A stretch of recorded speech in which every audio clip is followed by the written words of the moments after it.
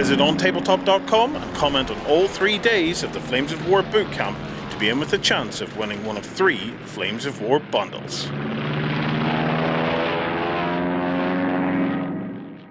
Hi everybody, we're back at the Flames of War Bootcamp. I've stopped off with Gerry to have a bit of a tactical chat about what folks are getting in the box this weekend. So Gerry, hit the beach. What are the guys getting? They're getting a German infantry company with tank support, and they're getting an American tank company with infantry support. So 2 similar but yet different forces.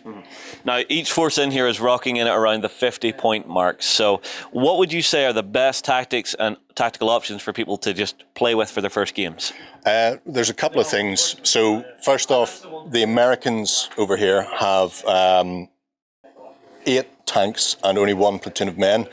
And so they play very differently from the Germans, and it looks like it's unbalanced to begin with. So we have a Sherman HQ and a platoon of Shermans. These have all got 75mm guns. They're comparable to the Panzer IVs in this game. They're good. They've got decent armour at the front. They've got better armour on the side than the Germans, so that's all good. But the big hitters are these guys over here, which are the 76mm, so the up-gun Shermans.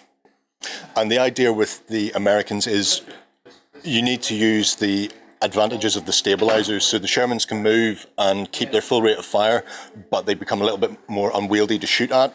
So they get a penalty, but they're firing in more shots all the time. So that's that gung-ho, fire. Yeah.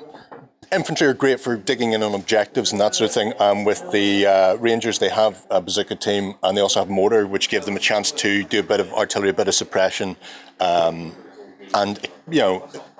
they can be very tenacious when they're on an objective. Now, the Americans have the benefit of additional armour, but where the Germans really excel is move.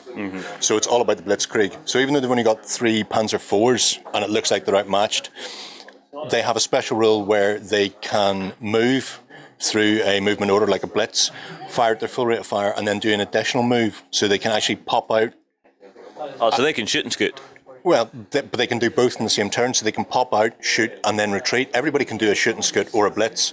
Germans can do them both at once, which means they can use the fact that they're outnumbered and use the terrain to the best of their abilities. They also have a couple of anti-tank guns, the 7.5 centimetre packs, which are as devastating as a tank, and because they're infantry, they're very difficult to get rid of. So you want to dig those into some terrain. You want to keep them concealed, and then if you can, hit the side armour. If you hit the front armour, you're still going to do a hell of a lot of damage. And they've got 2 platoons of infantry. And the infantry, again, have things like the Panzer Schreck. So they're very good at tank assaults. So for the Germans, they need to use the fact that they've got the manoeuvre to compensate for the fact that they've got less armour, and then use their infantry to the best effect they can. They've got a very small amount of infantry opposing them, and infantry on infantry assaults tend to be bloody affairs, but they've still got more than enough in their arsenal to actually deal with the Yanks. Very cool, Gerry. Very, very cool. Anything else to say on it? No?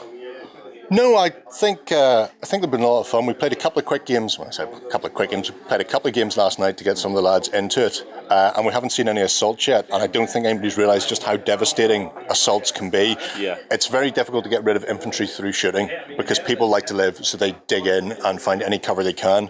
When people start assaulting, that's when the game changes. Yeah. So knives out. It's get into a position, get the entrenching tools out, and just batter somebody to death with a shovel. I see. Right. I have one question as well. So. Yes. We've seen the Americans, we've seen the Germans. What about that little Soviet force that's over here? What do we do with that? Where did that come from, Captain Alpha Strike? I'll tell you how we deal with that. We go next door to get my Yag Tigers and Yag Panthers out of the bag, and that's how we deal with that. Oh, come on. I actually have it pointed so that it's an even pointed force. It's not too bad, actually. You've got the small tankettes, aren't going to do a huge amount of damage. You could remove those with the Panzer Schrecks and infantry assaults. Yeah, that's the T-70s. Yep. T-34s will do a similar job to the Panzer IVs and the Shermans. That's, a balanced match. They're going to be... Yeah, there's a couple of 85s in there as well.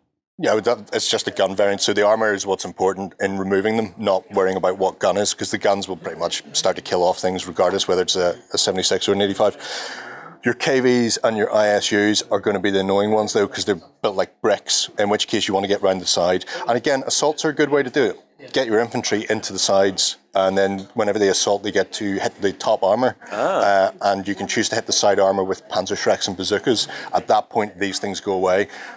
But this is where you need the German maneuver, so you get round behind them and fire into the rear, or you use the fact that Americans can fire with the gyro stabilizers and then just get round the side and fire at full effect into their backsides. So yeah, it's all about taking the big things from the side, and the other stuff you can deal with piecemeal as you wish. Got it. All right, well, everybody, I tell you what, drop your comments down below. What do you think of the forces for Flames of War 4th edition? We'll move on. We'll see you again soon.